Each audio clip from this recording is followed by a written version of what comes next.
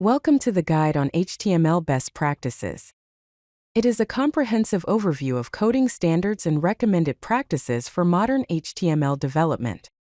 It helps you write cleaner, more efficient, and maintainable code.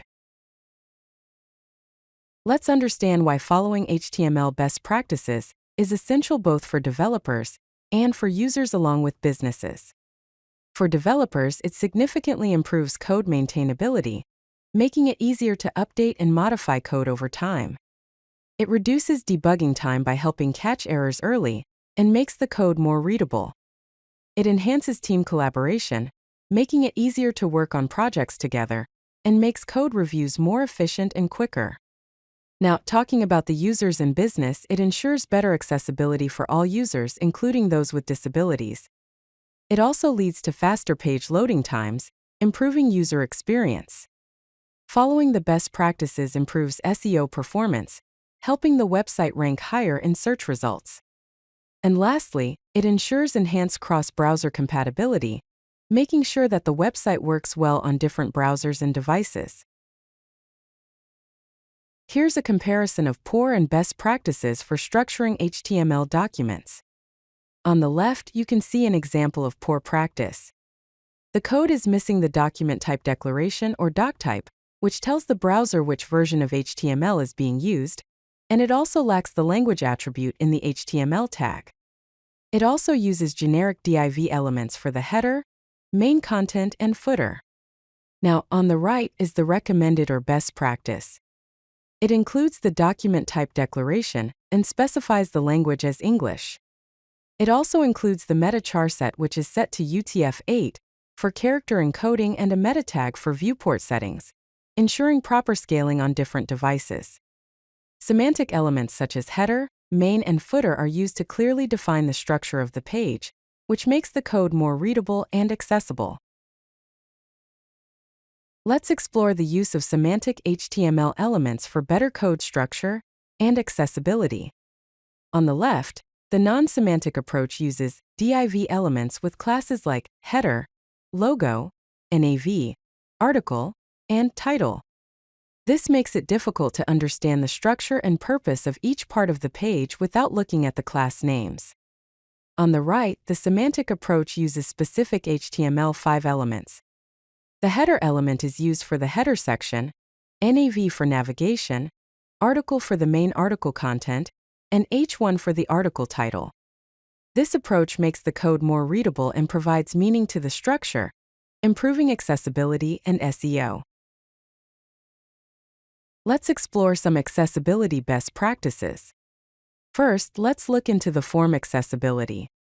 It is crucial to use proper labels for form controls using the for attribute to link labels to their corresponding inputs. This helps screen readers associate the label with the input field. It is also important to provide error messages to inform users when they've made a mistake in a form. Use aria described by to link error messages to the inputs, making it clear what needs to be corrected. Now, talking about the content accessibility, we should always include descriptive alternate text, also known as alt text, for images, which helps users understand the content of the image if it cannot be displayed or if they are using a screen reader. Always use headings in a hierarchical order like H1, H2, H3, and so on. This creates a clear and logical structure for the content, making it easier for users to navigate and understand the page. Now, let's look at the code examples for performance optimization. On the left is an example of poor performance. Here, a large unoptimized image is used, which slows down the page loading time. There are no resource hints for preloading critical scripts, and inline styles are used, which bloats the HTML. There is also no width and height attribute for the image. On the right is an example of optimized performance. It uses responsive images with the source set attribute, allowing the browser to choose the appropriate image size based on the screen size. It also uses resource hints like preload to load critical scripts early, and defer attribute to load non-critical scripts without blocking the rendering. And also the width and height attribute are specified for the image. Let's review some of the search engine optimization, also known as SEO, best practices that can improve websites' visibility. Starting with the meta tags and structure, we should include the essential meta tags like title, description, and viewport to provide search engines with the necessary information about the page. Use canonical URLs to prevent duplicate content issues, which helps search engines understand which version of a page is the original. Now talking about content optimization, we should use schema.org markup for rich search results, providing more detailed information to search engines. Also, we should ensure a responsive design for mobile SEO ranking. A website should be mobile-friendly to rank higher in mobile search results. Let's understand the form best practices. On the left, a poor form implementation lacks labels for input fields and doesn't specify the method or action attributes. This makes the form less accessible and harder to process. On the right is the recommended or best practice form. It uses labels associated with the input fields using the for attribute and includes the method and action attributes to specify how and where the form data should be sent. It also includes required and autocomplete attributes for better user experience and accessibility. HTML5 introduces several modern features that improve the structure and functionality of web pages. Talking about the semantic elements, we should use article for self-contained content and section for thematic grouping of content.